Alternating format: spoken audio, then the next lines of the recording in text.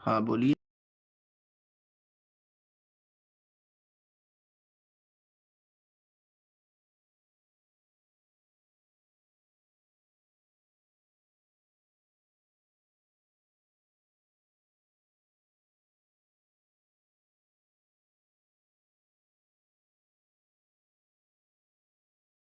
Sir के जी का पूरा डेरिवेशन हो गया।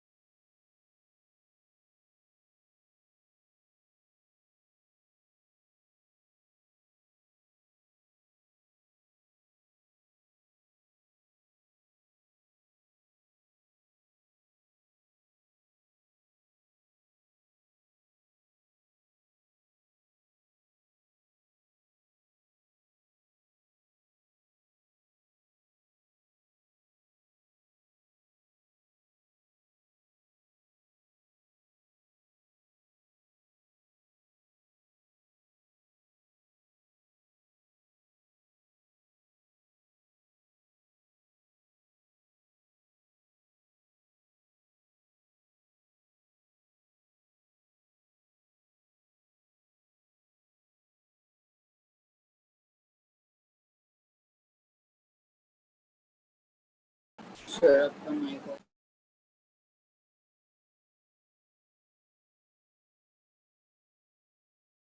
अच्छा, तो अभी तक कुछ सुनाई नहीं दिया था क्या? आ, मैं पूछ रहा हूँ कि KTG में URMS equal to square root of 3RT/m, ये फॉर्मूला पढ़ लिया है? हो गया यस है? सर। अब हमारे सामने सवाल है एक, find the RMS speed of gas, RMS speed of gas which has density this one and pressure 1 atm. Yes, just started, lecture started. Okay, lecture started, अभी स्टार्ट हुआ है। कैसे सॉल्व करेंगे देखो सॉल्यूशन। हम फॉर्मूला लगाएंगे URMS is equal to square root of 3RT/m। Lecture 8 बजे तक है, ठीक है। 8 o'clock we will stop. RMS कितना आएगा? 3p/ρ, यहां से इस रिलेशन से। अब हमें URMS चाहिए, तो we have to put p in pascal, और हमें रो किस में चाहिए? किलोग्राम पर मीटर क्यूब में। MKS में रखना है, SI यूनिट में रखना है। SI यूनिट्स किस में रखना है? SI यूनिट्स में। नहीं, सिर्फ एक दो सवाल करेंगे, उसके बाद डिफ्यूजन इफ्यूजन पढ़ेंगे। सो लास्ट क्लास में कुछ सवाल नहीं हुए थे तुम्हारे, तो एक दो सवाल करना है, उसके बाद हम लोग को डिफ्यूजन इफ्यूजन पढ़ना है। P कितना है? 1 atm का मतलब 10⁵ पास्कल। रो कितना है? 0.2 ग्राम पर लीटर। इसको हम सॉल्व करेंगे। 0.2 इंटू 10⁻³ किलोग्राम, और 1 लीटर कितना होता है? 10⁻³ मीटर क्यूब। तो आएगा 0.2 किलोग्राम पर मीटर क्यूब, ये रो आएगा। इसको पुट करें 0.2, इसको सॉल्व करो, कितना आएगा बोलो? 30/2 इंटू 10⁵। तो हम लिख सकते हैं 15 इंटू 10⁵। इसको थोड़ा सही से लिखेंगे तो कितना आएगा? 150 इंटू 10⁴। और 150 का हमको स्क्वायर रूट निकालना पड़ेगा, क्योंकि अगर हमने 150 का स्क्वायर रूट नहीं निकाला तो हमारे पास आंसर जो है वो रूट में ही आ जाएगा। हमें रूट में आंसर नहीं निकालना है, हमें निकालना है आंसर करेक्टली। तो 1224 मीटर पर सेकेंड ये स्पीड आ जाएगी गैस मॉलिक्यूल्स की RMS speed.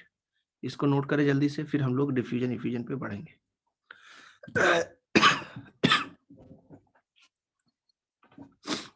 Got it? Yes sir. क्या जरूरी है? सबसे इंपॉर्टेंट है हमारा यूनिट। कभी भी यूनिट्स को हमें इस तरीके से नहीं लिखना है कि उसके अंदर अलग अलग यूनिट्स हो, मतलब सिस्टम सेम होना चाहिए। जैसे स्पीड निकालनी है यहाँ पे, तो सारे के सारे हम लोग एसआई यूनिट में डालेंगे, है ना। मास को किलोग्राम में लिखना है, ऐसे प्रेशर को पास्कल या न्यूटन पर मीटर स्क्वायर में लिखना है, और रो को किलोग्राम पर मीटर क्यूब में लिखना है। एक क्वेश्चन और देता हूं, if the RMS speed of O2 gas at T temperature is X, then find the average speed of N2 gas molecules at temperature 2T in terms of X। कैसे solve करेंगे बुलाओ? क्या याद है कैसे करना है? फॉर्मूला याद है? क्या होता है यूआरएमएस का फॉर्मूला बोलो? 3RT/m। यू एवरेज का फॉर्मूला क्या होता है? 8/πRT/m।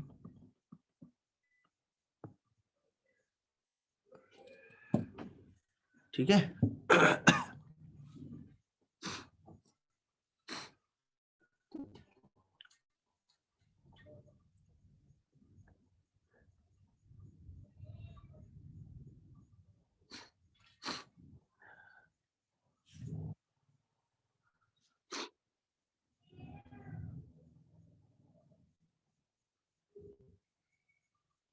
क्या आंसर आएगा जल्दी से बताओ, ताकि हम डिफ्यूजन इफ्यूजन पे आ पाए। देखो मैं तुमको सिखाता हूँ, चलो मैं सिखा देता हूँ।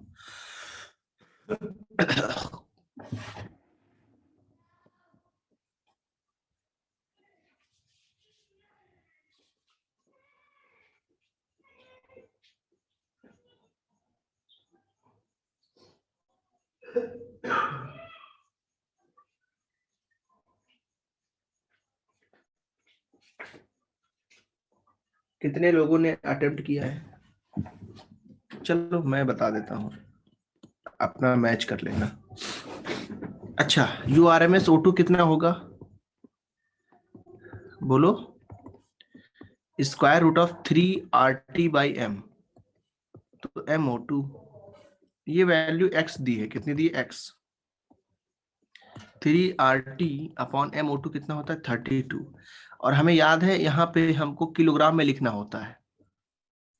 क्यों ऐसा करते हैं? क्योंकि m जो है वो मोलर मास क्या होता है? ग्राम पर मोल। बट ये SI यूनिट में डालेंगे तो किलोग्राम में बनाना पड़ेगा, इंटू 10⁻³ करेंगे। तो करने को कर सकते हो, कोई बड़ी बात नहीं है, लेकिन वापस से वो कैंसिल आउट होना है नीचे। क्यों? जब हम यू एवरेज लिखेंगे तो क्या फॉर्मूला होता है? 8/πRT/m फॉर्मूला है ये। अच्छा, टेम्परेचर कितना है? टेम्परेचर है 2T, क्वेश्चन में दिया है, और MN2 जो है वो यूज करेंगे, तो आएगा 8/π।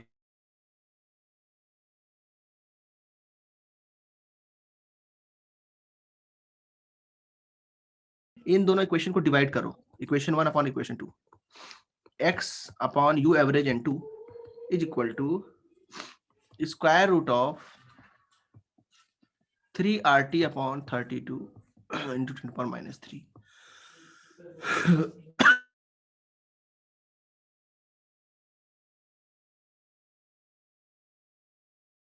फॉर्मूला नहीं पता है क्या तुमको? हमें ये फॉर्मूला रटना है।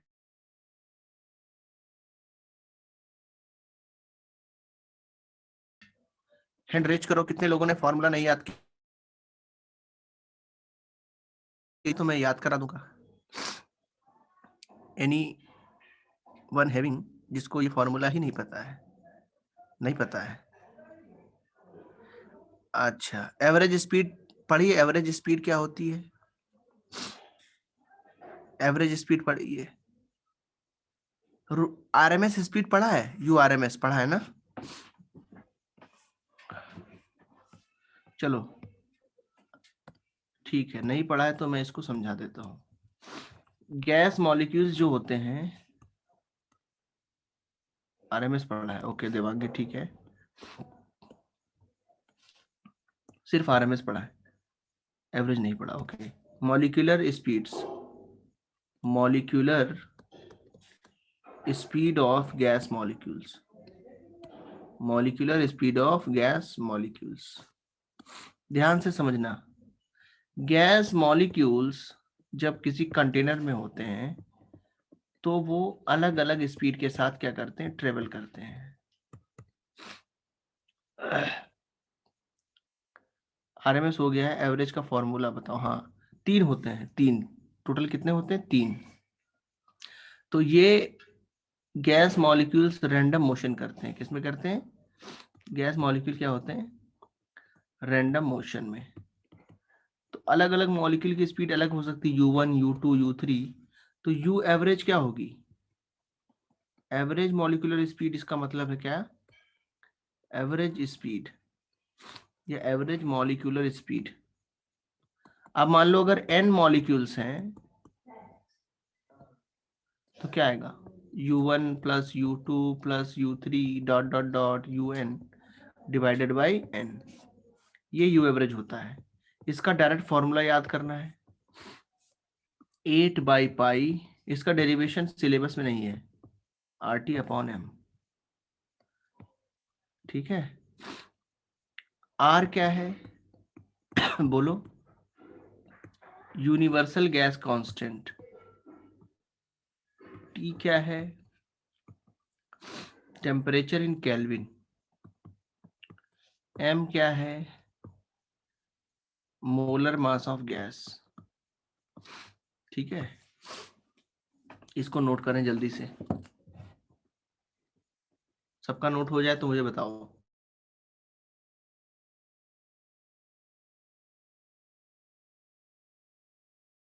डालनी है तो हमें क्या करना होगा?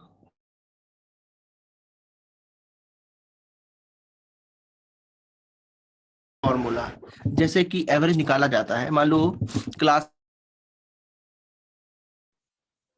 उनके लिए हमें एवरेज वेट निकालना है, तो सबका वेट ऐड करेंगे और n से डिवाइड करेंगे। Molar mass of gas in SI unit लेना पड़ेगा। यस, अगर हमें सॉल्व करना है, जब हमें स्पीड निकालनी है तो इसको हम ले लेंगे किलोग्राम पर मोल में। लेकिन अगर रेशियो का क्वेश्चन है तो वो 10⁻³ कैंसिल हो जाता है।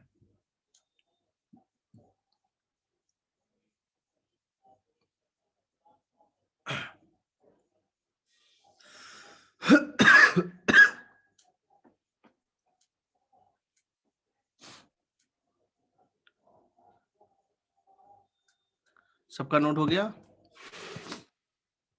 नेक्स्ट आता है मोस्ट प्रोबेबल स्पीड। क्या आता है? Most probable speed. Most probable speed क्या होती है ये? It is the molecular,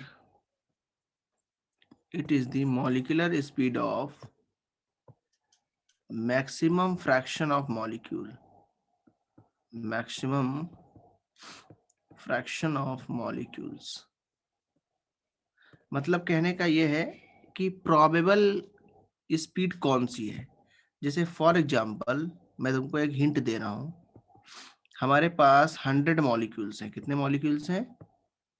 100 molecules हैं गैस के, अलग अलग। अब हमने बोला 40 मॉलिक्यूल्स की स्पीड, यहाँ मॉलिक्यूल्स के नंबर लिखे हैं, नंबर ऑफ मॉलिक्यूल्स, इनकी स्पीड है 200 मीटर पर सेकेंड। 30 मॉलिक्यूल्स की स्पीड है 150 मीटर पर सेकेंड और 30 मॉलिक्यूल की स्पीड है 250 मीटर पर सेकेंड। तो सबसे प्रोबेबल स्पीड कौन सी है इन तीनों में से? जल्दी से बताओ, कौन सी स्पीड सबसे ज्यादा प्रोबेबल है? तो वो है 200 मीटर पर second. Maximum fraction of molecule 40% molecules की स्पीड कौन सी है? 200 मीटर पर सेकेंड। इसीलिए ये क्या हो जाएगी? Most probable speed. जितने मॉलिक्यूल्स हमको दिए हैं उनमें से हम देखेंगे कि मैक्सिमम नंबर ऑफ मॉलिक्यूल्स की एक जैसी स्पीड कौन सी वाली है। जैसे फॉर एग्जांपल 100 मॉलिक्यूल्स में 40% दैट इज 40 मॉलिक्यूल की स्पीड है 200 मीटर पर सेकेंड। 30 की स्पीड है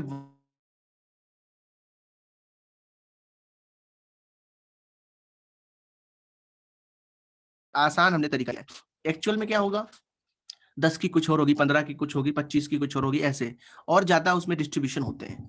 बट अगर सबसे आसान डिस्ट्रीब्यूशन लें, 3 तरीके से बांटे, 40% की एक जैसी, 30% की एक जैसी, तो हमें दिखता है कि 40% यहाँ पे सबसे बड़ा क्लस्टर है। सबसे ज्यादा मॉलिक्यूल की एक जैसी स्पीड 40% की है। Got it? अच्छा प्रियांशु, ठीक है, उसको अभी हम लोग करेक्ट करेंगे। तो 200 मीटर पर सेकेंड। तो इसका जो है फॉर्मूला क्या होता है, डायरेक्ट याद रखना है, 2RT/m। क्या फॉर्मूला होता है? 2RT/m। सब कुछ सिमिलर है। कितने फॉर्मूले हो गए? URMS हो गया 3RT/m, UMP हो गया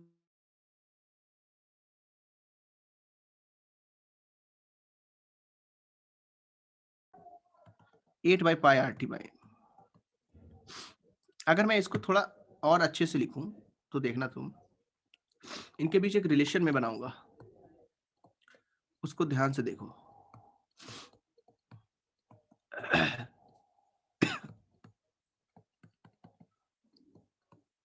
सुनो सुनो, इधर सुनो। हाँ, इसमें बताओ कौन सी वैल्यू सबसे बड़ी है? इसमें √3 है, बाकी RT/m सेम है, RT/m सेम, RT/m सेम। तीनों को कंपेयर करें। अच्छा, 8/π कितना आता है? ऑलमोस्ट 3.14, 2 पॉइंट समथिंग आएगा, 2.2 के आसपास कुछ आएगा। और ये स्क्वायर रूट ऑफ 2 है और ये स्क्वायर रूट ऑफ 3 है। सबसे बड़ा कौन सा है? URMS। उसके बाद कौन सा है? U average. और सबसे छोटा कौन सा है? UMP। समझ में आया? इन तीनों में कंपैरिजन करना आ गया। सबसे बड़ी वैल्यू किसकी है? RMS की। फिर किसकी है? एवरेज की। और सबसे छोटी किसकी है? UMP की। अगर इनका रेशियो लेना है तो कैसे लोगे? ध्यान से देखते जाओ, बिल्कुल कंसंट्रेट करते जाओ, सब समझ में आएगा। फॉर्मूला डालो,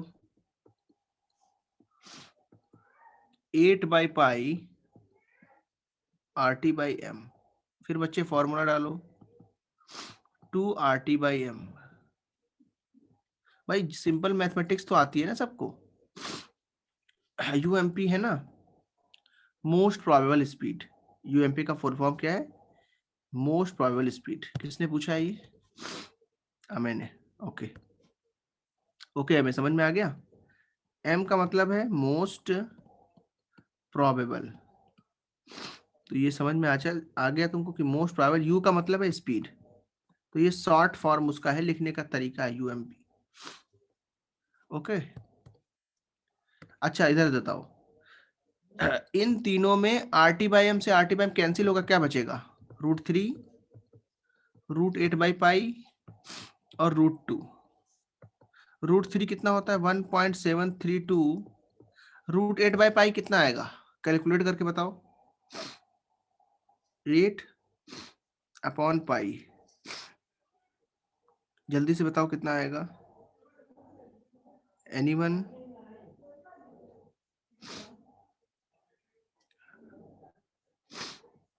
√8/π।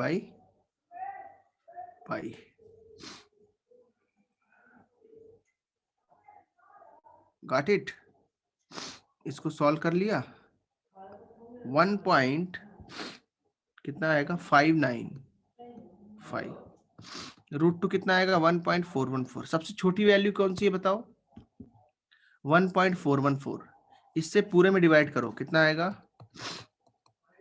1.73414, 1.594, 1.414, 1.414 अपॉन 1। सिंपलेस्ट रेशियो ले रहे हैं, होल नंबर रेशियो नहीं ले रहे हैं, सिर्फ सिंपलेस्ट रेशियो ले रहे हैं ताकि कंपेयर करना आसान हो। तो 1.732 डिवाइडेड बाय 1.414 कितना आएगा 1.224। फिर 1.595, 1.414 कितना आएगा 1.12, 1.128 और यहाँ पे 1।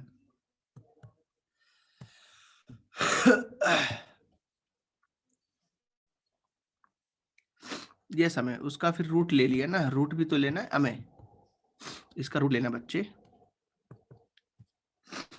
तो आंसर्स आ गए। सबसे बड़ी वैल्यू कौन सी है बोलो? तीनों में सबसे बड़ी वैल्यू कौन सी है? क्या समझ सकते हो? बोलो, क्या इसको समझ पाओगे?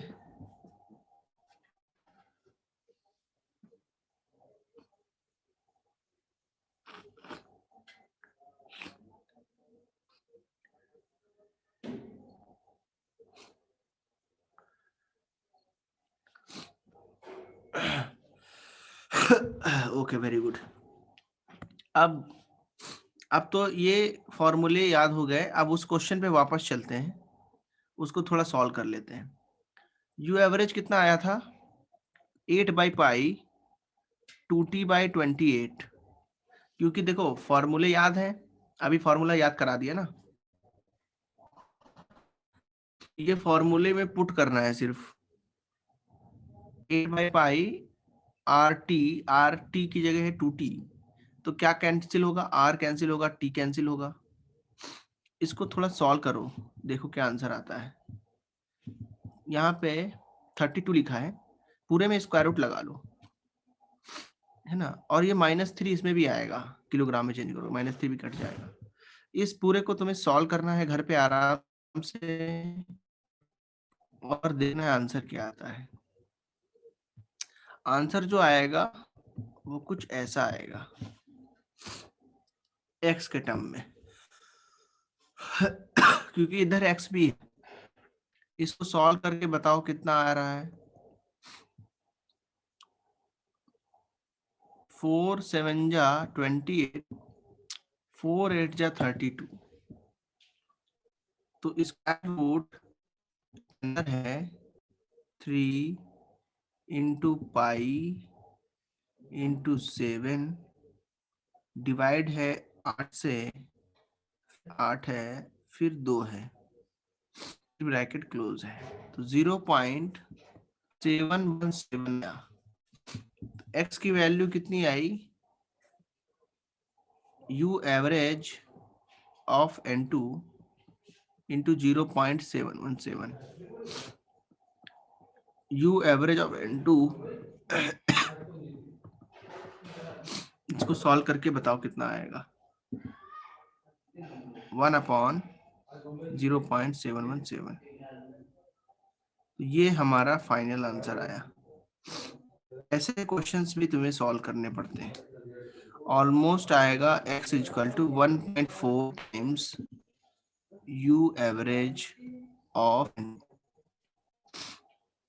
तो काफी बड़ा सवाल था, बट मैंने तुमको इसको फॉर्मूला के हिसाब से सिखाया है। x की वैल्यू से 1.4 टाइम्स बड़ा है, ठीक है। Any doubts?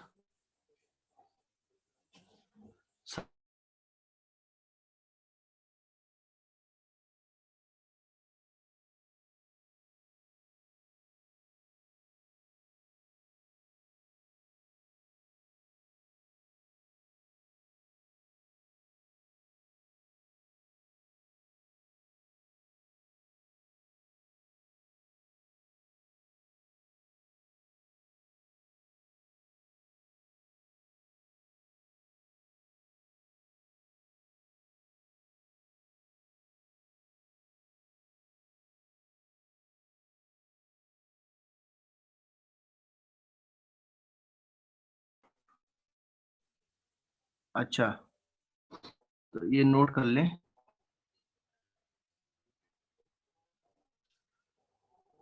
तो देवांगी होस्ट चेंज कर दो। ओके,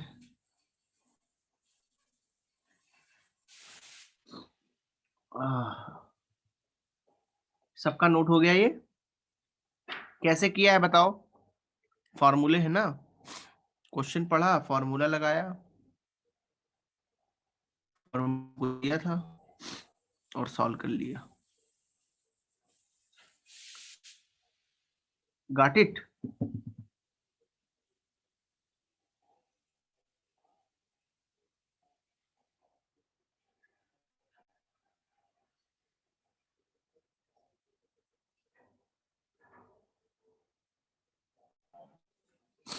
ओके, मतलब सबका हो गया है ना? Anyone remaining?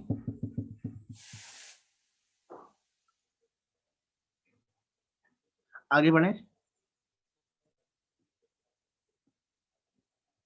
Yes sir. ये वाले फॉर्मूले, हाँ।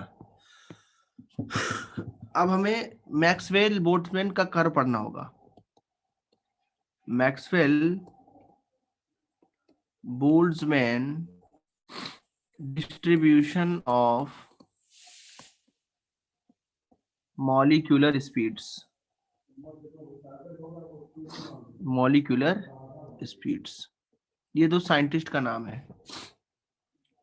इन्होंने, मैक्सवेल बोल्ट्जमैन ने मॉलिक्यूलर स्पीड का डिस्ट्रीब्यूशन किया प्रोबेबिलिटी के अकॉर्डिंग। जैसे यहाँ पे मॉलिक्यूल्स है ना, ये मॉलिक्यूल्स यहाँ पे हैं,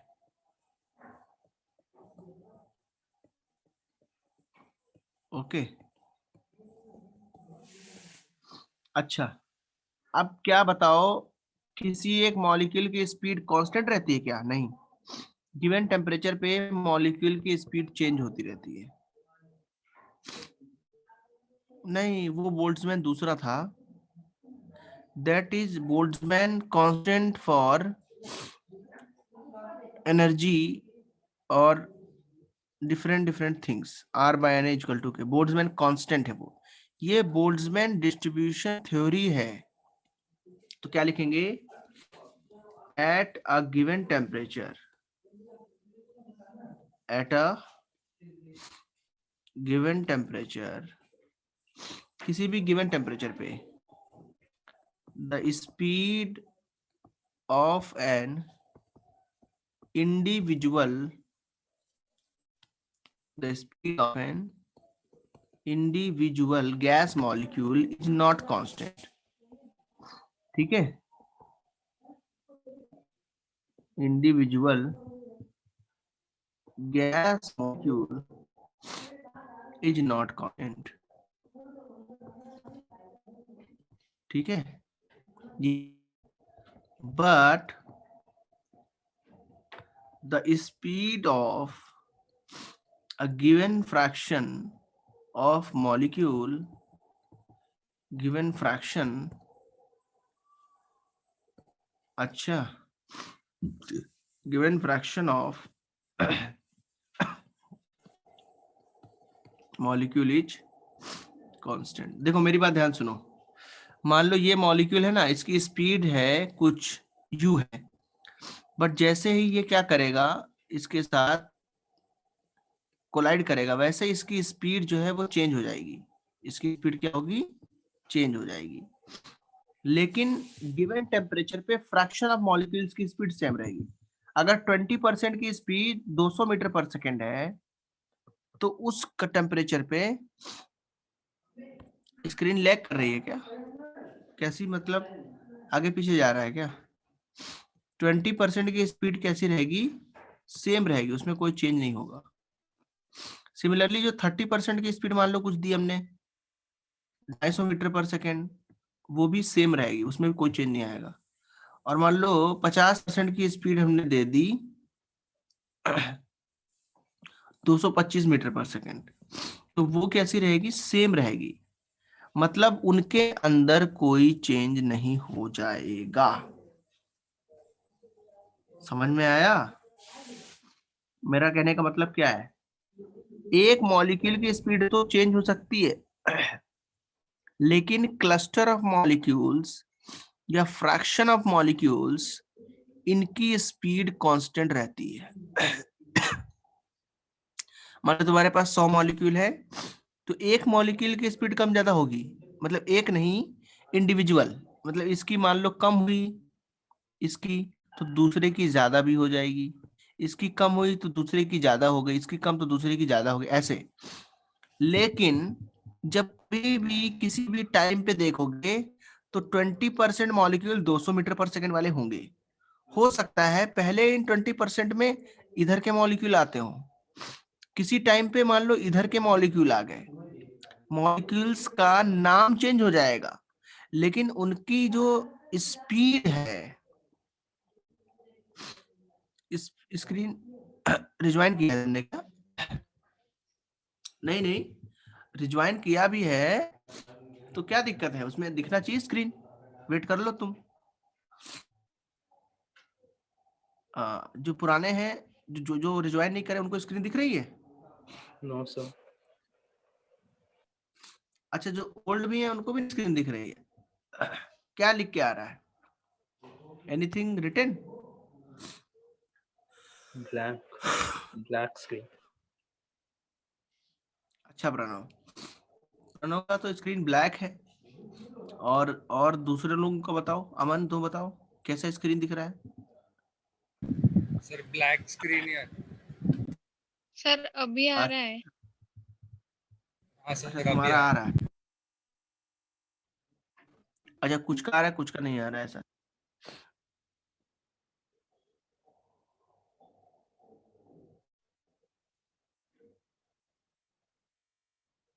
ठीक है, वेट कर लेते हैं, जब आ जाए सबका बताना। आ गया?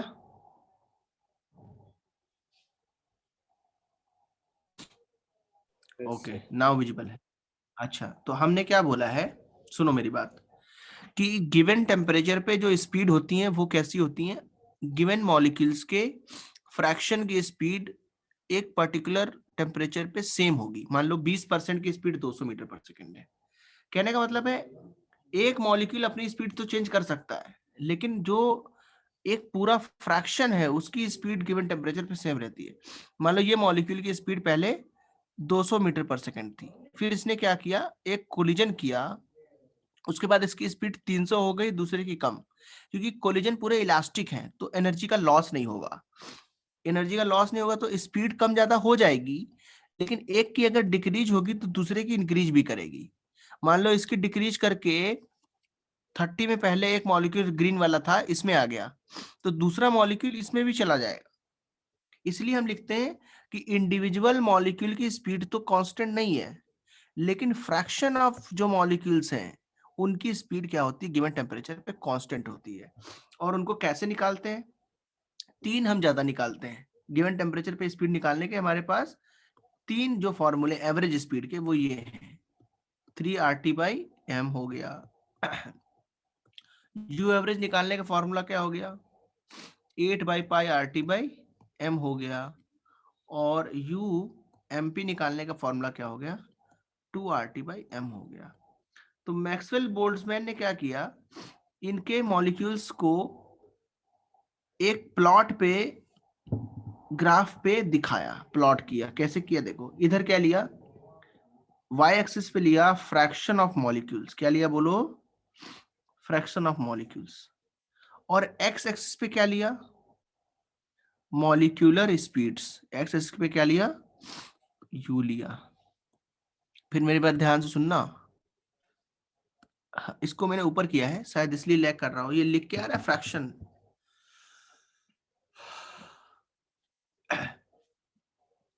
सबको फ्रैक्शन लिखा दिख रहा है?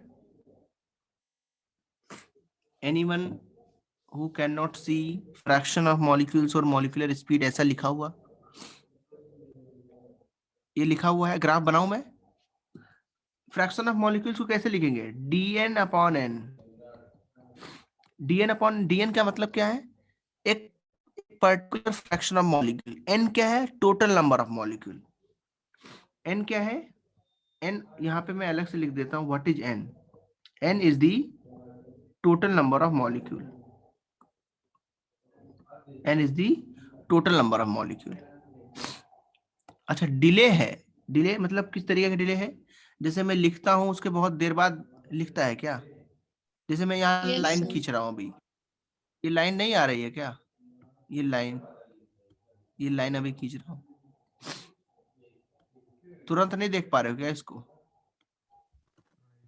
एट द टाइम लेट हो रहा है, बहुत बड़ा डिले है। अच्छा, काफी ज्यादा डिले हो रहा है क्या? अभी डिले अभी वो फॉर्मूले दिखे।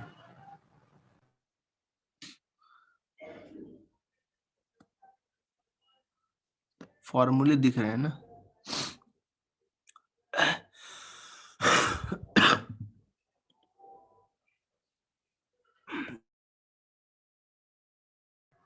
अभी ग्राफ दिख रहे हैं, मतलब एक्स एक्सिस और वाई एक्सिस दिख रहे हैं, और फ्रैक्शन ऑफ मॉलिक्यूल लिखा हुआ और मॉलिक्यूलर स्पीड दिख रहे हैं।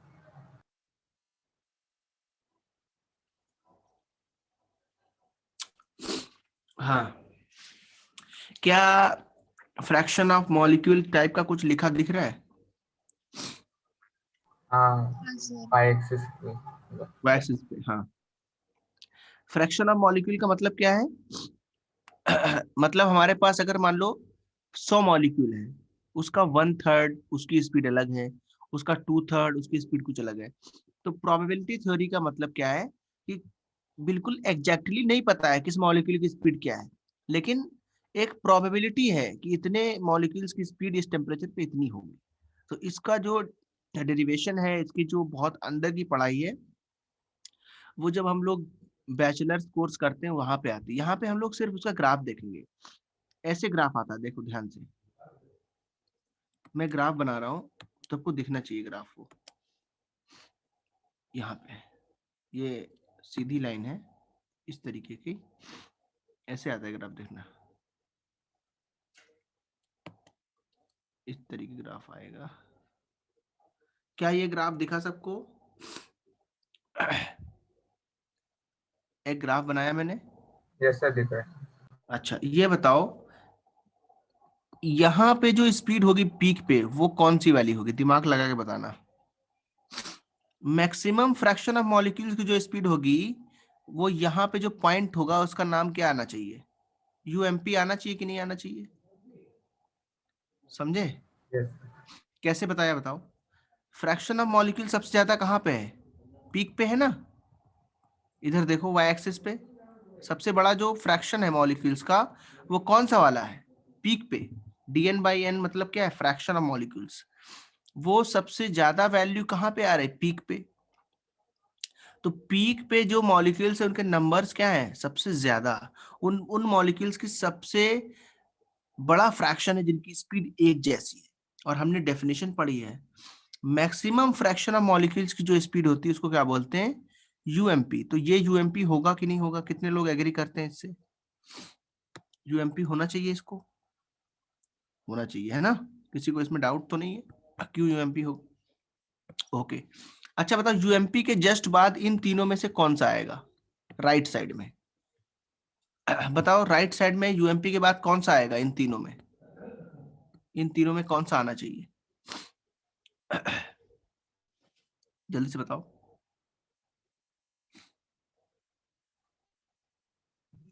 आरएमएस। आरएमएस नहीं, आरएमएस तो सबसे बड़ा है ना। यू एवरेज आना चाहिए। कौन सा आना चाहिए? You average. Very good. कौन सा आएगा दूसरे नंबर पे? और उसके भी बाद कौन सा आएगा तीसरे नंबर पे? आरएमएस।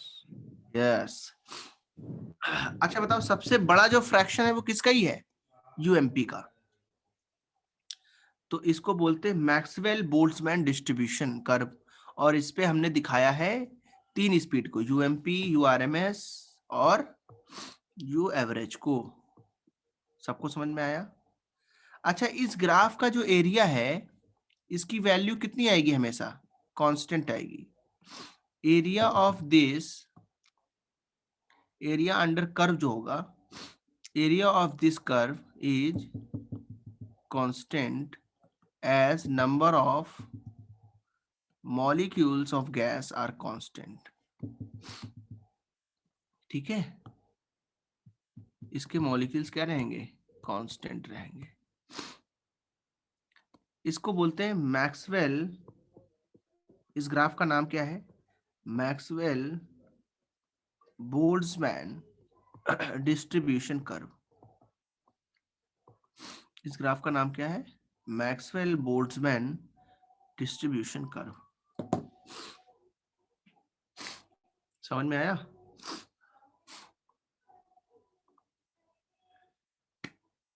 एनी डाउट्स इस ग्राफ के लिए?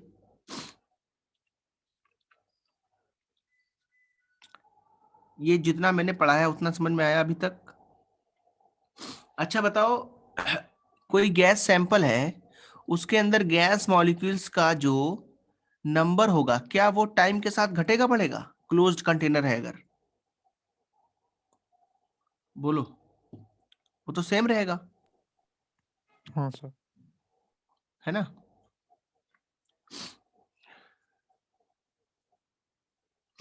अगर वो सेम रहेगा तो मुझे ध्यान से सोच के बताना, क्या ये एरिया अंडर द कर्व बदलेगा क्या? फिर टेम्परेचर घटाने बढ़ाने से एरिया अंडर द कर्व क्या रहेगा? सेम रहेगा. क्यों? क्योंकि कांस्टेंट एरिया, रहता है वो. हाँ, एरिया अंडर द कर्व किसको रिप्रेजेंट कर रहा है? टोटल नंबर ऑफ मॉलिक्यूल्स के फ्रैक्शन का एडिशन. इसकी वैल्यू हमेशा एक्चुअली कितनी आती है? 1. कितनी आती है हमेशा? 1. कैसे? देखो, dn अपॉन n है ना, dn ऐसे करके सारे ऐड करने हैं, dn डैश, तो सबकी वैल्यू कितनी आ जाएगी? n upon n. कितना आएगा आंसर? 1. जैसे सुनो, ये तुम्हें दिया 1/2, 1/2, तो कितना आता है? 1. 1/3, 1/3, 1/3, सारे फ्रैक्शन को ऐड करो, 1 आएगा. पढ़ा है ना? मोल फ्रैक्शन में पढ़ा है ना? सारे फ्रैक्शंस को ऐड करते हो कितना आता है? 1. किसी भी चीज के अगर फ्रैक्शंस को ऐड करेंगे कितना आंसर आएगा? बोलो, दिमाग लगा के बताओ. 1 आएगा. अच्छा, मोल फ्रैक्शन सैंपल में गैस के होते हैं, ऐड करते हो कितना आंसर आता है? मोल फ्रैक्शंस का समेशन कितना होता है? 1 होता है. सबको ये बात समझती कि नहीं? Yes sir. हाँ, तो यहाँ पे भी ये मॉलिक्यूल्स का फ्रैक्शन है. किसी भी चीज के फ्रैक्शन को ऐड करो तो आंसर कितना आएगा? 1. जैसे जैसे कोई हमारे पास कोई इस तरीके का डायग्राम है, तो अभी बोला कि 1/3 ये है, 1/5 ये है, 1/10 ये है, तो अगर ये बोल रहा है 1/10 है, ये 1/5 है, ऐसे करके, तो पूरे का आंसर कितना आएगा? 1 ऐड करके आएगा कि नहीं आएगा? समझ रहे हो? ऐसा अगर कोई बार डायग्राम बनाया जाए तो वो 1 में से सबका दिखाता है फ्रैक्शन कितना है. तो बहुत आसान चीज होती है ये. अच्छा, अब मुझे बताना, इस कर्व के आगे की बात करने वाले हैं. यहां तक तो नोट किया है सबने? अच्छा, जो स्पीड्स हैं, यू आरएमएस हो या यू एवरेज हो, कोई भी स्पीड हो, और यू मोस्ट प्रोबेबल हो, किसके प्रोपोर्शनल है वो? टेम्परेचर के रूट के. कितने लोग को ये बात समझ में आती है? ऐसा ही है कि नहीं? और ये यू जो स्पीड्स हैं, ये किसके इनवर्सली प्रोपोर्शनल है? मोलर मास के. अच्छा, so on increasing temperature speed क्या होगी? You will increase. समझ में आ रहा है? एंड ऑन डिक्रीजिंग टेम्परेचर क्या होगा? यू विल डिक्रीज होगा. अच्छा, अब मोलर मास से बताना.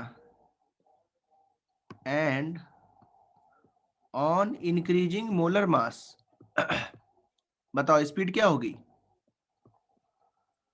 मोलर मास ये कहाँ पे लिख रहे हैं? Increase. और सेम गैस, ये सेम गैस के लिए डायरेक्ट बोल सकते हैं. And for if increasing molar mass you will decrease, है ना? ये गिवन टेम्परेचर की बात है, एट सेम टेम्परेचर. अगर टेम्परेचर सेम है तो फिर मोलर मास ही बचा, उस पर डिपेंड करेगा. और ऑन डिक्रीजिंग मोलर मास क्या होगा? बोलो, यू क्या होगा? इंक्रीज करेगा. Increase. हाँ, इतने पॉइंट लिखो, जल्दी से नोट करना है जिसको, अगर जिसका कुछ भी छूटा है नोट कर लो.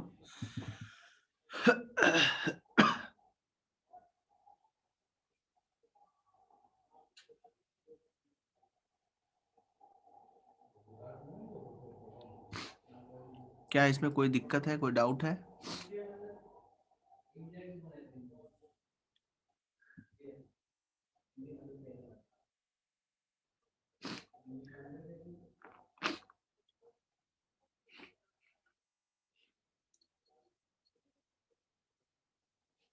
Done. How directly proportional to root T, ये फॉर्मूला है ना बच्चे। तो अगर ये कांस्टेंट होते हैं और गैस अगर सेम है तो क्या इसके प्रोपोर्शनल नहीं समझ सकते हो? बोलो। हमें समझ में आ गया? फॉर्मूला बेस्ड है, फॉर्मूले से बताया है, अलग से नहीं बताया है। यूएमपी, यूएमपी के लिए भी तो सेम आएगा, ये भी तो कांस्टेंट है, तो यूएमपी भी क्या होगा, प्रोपोर्शनल टू टी। ये तीनों ही टेम्परेचर के प्रोपोर्शनल है ना, वैल्यू अलग अलग है। प्रोपोर्शनल का मतलब होता है बढ़ाने पे बढ़ेगा कि नहीं बढ़ेगा, कितना बढ़ेगा, ये समझ रहे हो कि नहीं? कंपैरिजन होता है बच्चे उसका, तो एग्जैक्ट वैल्यू तो वहां से आ जाएगी। अच्छा, तुमने रूट लिखा ही नहीं फॉर्मूले में, तो कैसे फिर सॉल्व किया है? अच्छा, इसको ध्यान से लिखो। अच्छा, बाय मिस्टेक, कोई प्रॉब्लम नहीं, ओके। सबने लिख लिया, ये आगे बढ़े। अब देखना, effect of temperature and temperature change on distribution curve, है ना? जो कर्व बना है इसमें क्या डिफरेंस आएगा?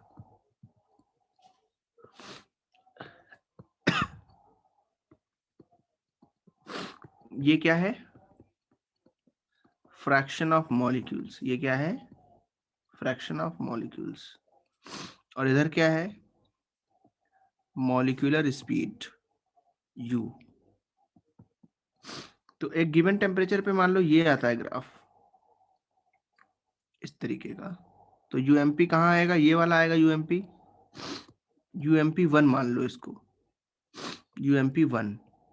तो ये टेम्परेचर मान लिया है T1।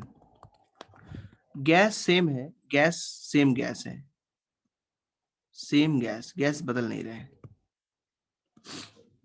अब सुनो, अब हमने क्या किया, इस गैस का टेम्परेचर बढ़ाया, तो कर्व मालूम किधर जाएगा बताओ?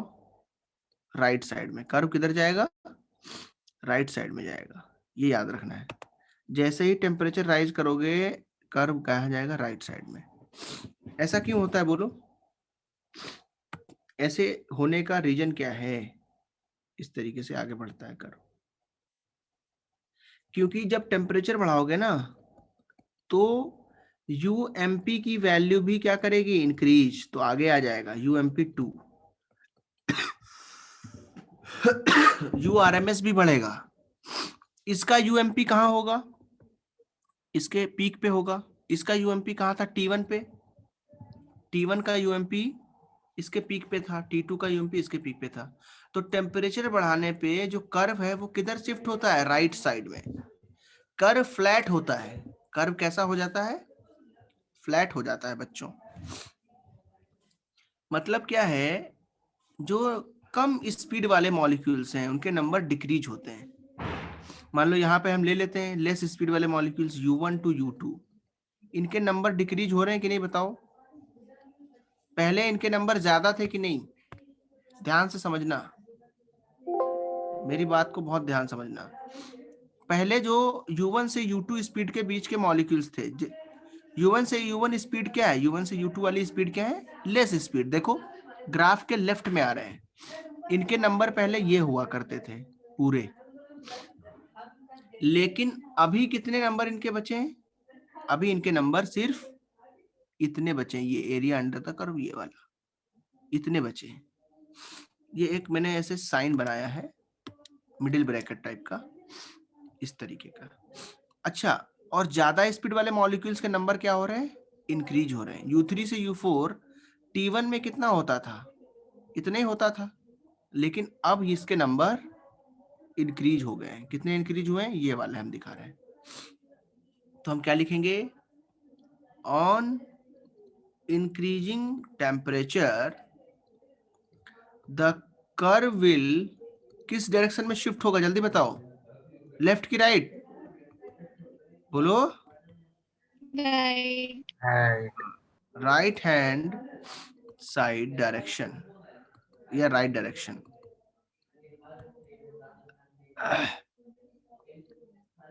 हाँ, यूएमपी ये डिफरेंस तो होगा ही है। यूएमपी वैल्यू बड़ी है कि UMP2? ग्राफ देख के बताओ, विच वन इज मोर? कौन सी वैल्यू बड़ी है, UMP1 और UMP2?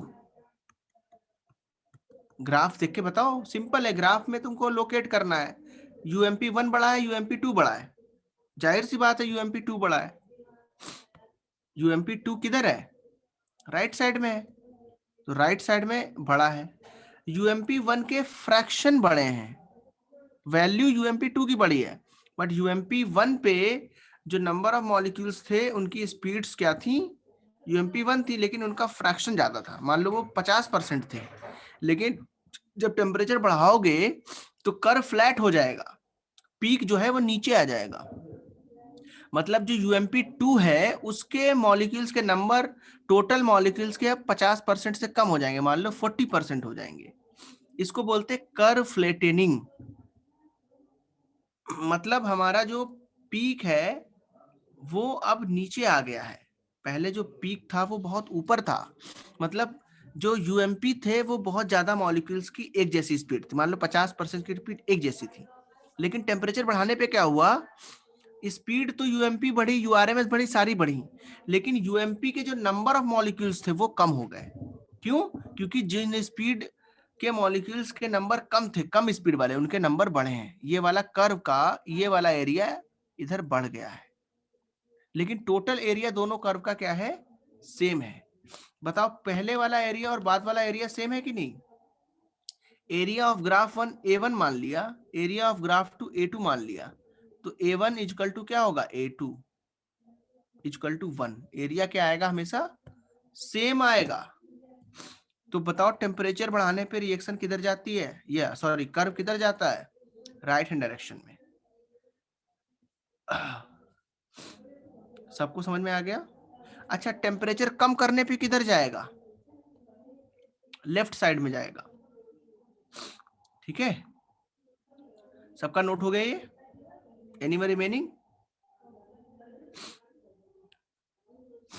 तो हम क्या लिखेंगे? On increasing temperature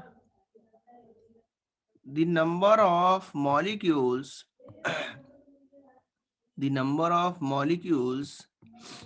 having very less speed, जिनकी स्पीड बहुत कम है उनके नंबर घटे हैं कि बढ़े हैं? बोलो बोलो, जल्दी बोलो। Having very less speed decreases, क्योंकि टेम्परेचर बढ़ाया है ना तो स्पीड्स बढ़ेंगी। तो जिनकी नंबर्स बहुत कम थे और उनकी स्पीड भी कम थी, उनके नंबर और घट जाते हैं। उनके नंबर क्या होते हैं? घट जाते हैं। क्यों?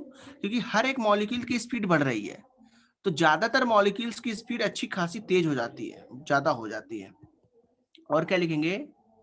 ऑन डिक्रीजिंग,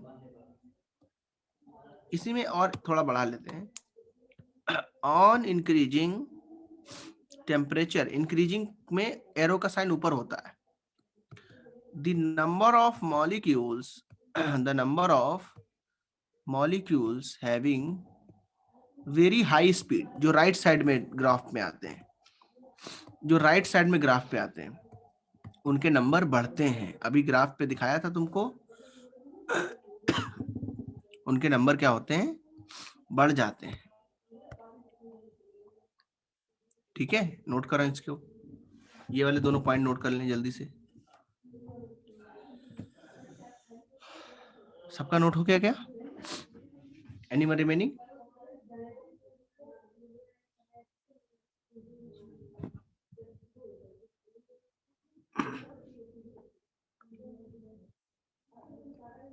कोई डाउट है इसमें? क्या इतना समझ में आ गया है? टेम्परेचर बढ़ाने पे किधर ग्राफ जाता है? राइट डायरेक्शन में। टेम्परेचर कम करने में किधर जाता है बोलो? लेफ्ट साइड में। हाँ, तो ये क्यों जाता है उसका रीजन समझ में आया?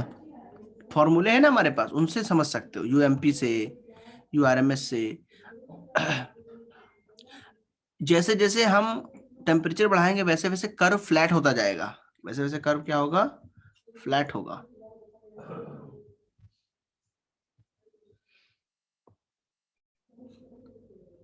तो एक मिनट रुको, ये वन नोट फिर से रिस्पॉन्ड नहीं कर रहा है शायद, या आई थिंक, हाँ इधर देखो, ये नोट कर लिया था सबने? डाउन इंक्रीजेस लिखा है ना? अच्छा, अब मेरे बात ध्यान सुनना। 3 हम कर्व बनाऊंगा मैं, dn/n u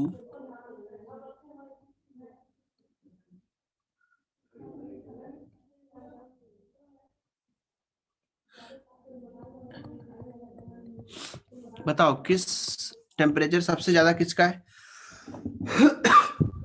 इन तीनों में सेम गैस है, सेम गैस।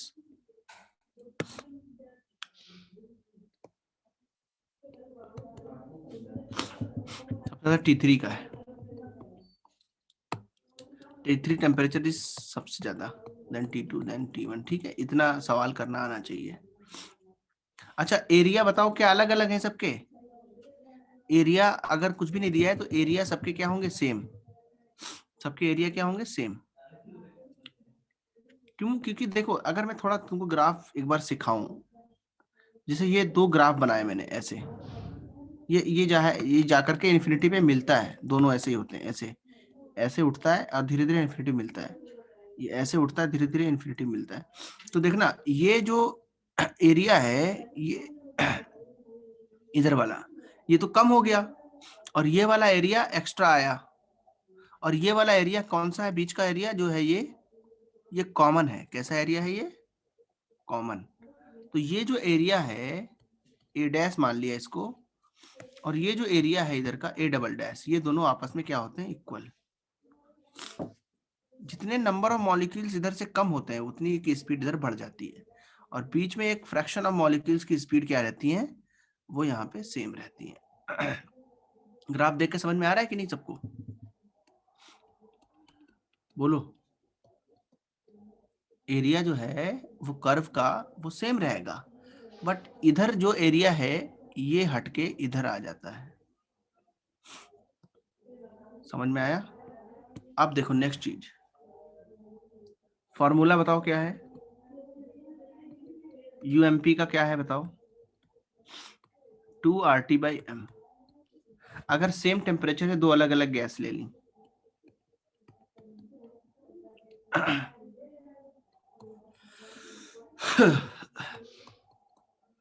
अब बताना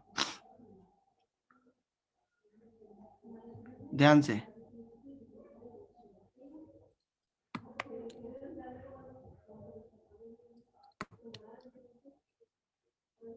ये एक ग्राफ बनाया, एक ग्राफ ये बनाया, ये M1 गैस है, ये M2 गैस है, टेम्परेचर T है कांस्टेंट। बताओ which one is great? M1 और M2 में क्या रिलेशन है? M1 M2 में कौन सी गैस हल्की है? किसका मोलर मास ज्यादा है? Where M1 and M2 are the molar mass of gas. लिख सकते हो, जिसको डाउट है M1 M2 क्या है they can note. M1 is the molar mass of gas 1, M2 is the molar mass of gas 2। Same temperature पे compare कर रहे हैं। Which one is the light gas? Which one is the heavy gas? M2 is lighter. Very good, very good, बहुत अच्छे। M2 lighter है। जो second gas है वो लाइटर है। क्यों? क्योंकि जो गैस लाइट होगी उसकी प्रोबेबल स्पीड ज्यादा होगी। किसकी प्रोबेबल स्पीड ज्यादा है? UMP2 की। UMP2 is greater than UMP1। It means, इसका मतलब क्या हुआ कि सेकेंड गैस की मोस्ट प्रोबेबल स्पीड ज्यादा है गिवन टेम्परेचर पे।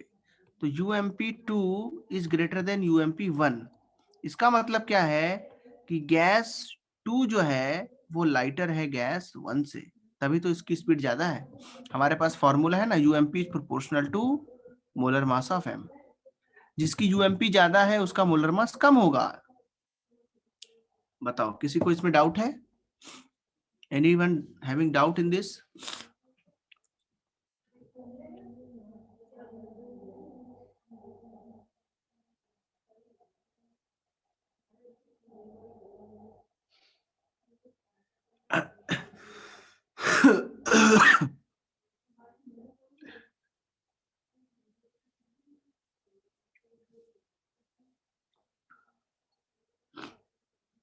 समझ में आया?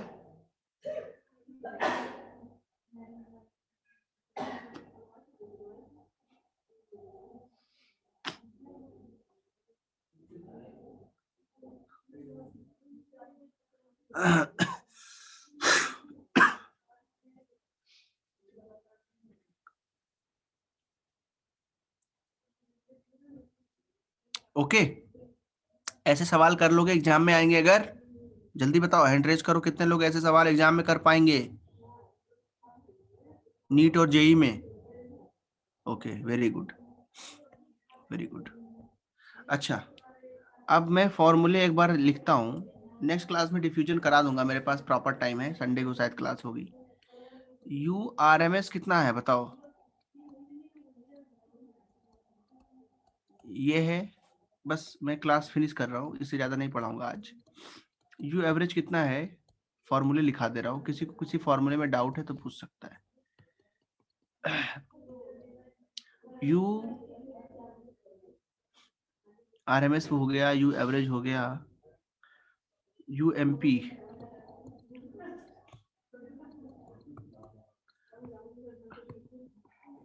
एवरेज काइनेटिक एनर्जी KE का फॉर्मूला क्या होता है? 3/2 nRT। ये है फॉर n मोल गैस, और पर मॉलिक्यूल का फॉर्मूला क्या होता है बोलो? यहाँ पे n क्या है? नंबर ऑफ मॉलिक्यूल्स, मोल्स नहीं, number of molecules of gas. क्या ये फॉर्मूले याद है सबको? इतने KTG के इतने फॉर्मूले हैं, और इसकी जो मेन इक्वेशन है उसको क्या बोलते हैं? Kinetic equation. क्या फॉर्मूला है?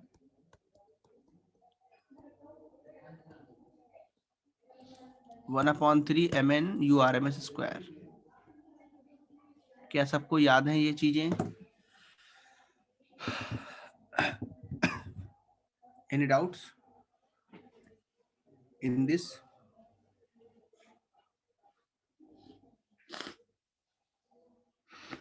इस फॉर्मूले के डेरिवेशन हो गए हैं ना नीचे वाले?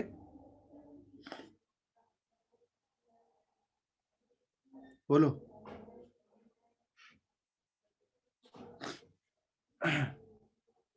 ओके, K क्या होता है? K is Boltzmann constant.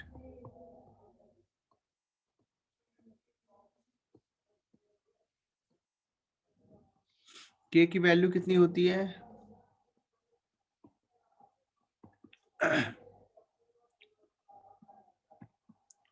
तो वैल्यू अगर निकालोगे कितना आएगा?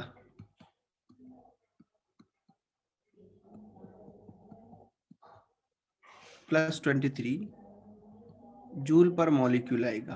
क्या आएगा? जूल पर मॉलिक्यूल। पर मोल नहीं आएगा, क्या आएगा? पर मॉलिक्यूल। जूल पर केल्विन पर मॉलिक्यूल। तो joule kelvin inverse molecule inverse. क्या वैल्यू आएगी? 1 पॉइंट। ठीक है,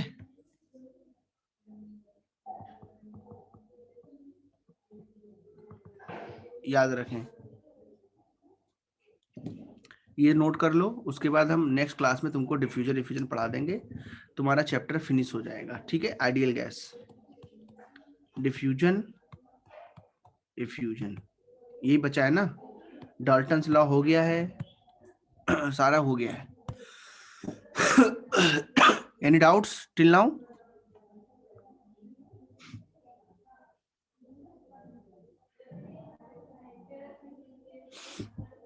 ओके, चलो ठीक है, सबने लिख लिया है तो मैं इसको फिनिश कर देते हैं। नोट्स भेजूंगा और नोट्स पढ़ लेना। ठीक है, इसको मैं सेव भी कर लेता हूँ, तो नोट्स देखता हूँ कैसे आते हैं, छोटा बड़ा हो गया है। चलो बाय एवरीवन।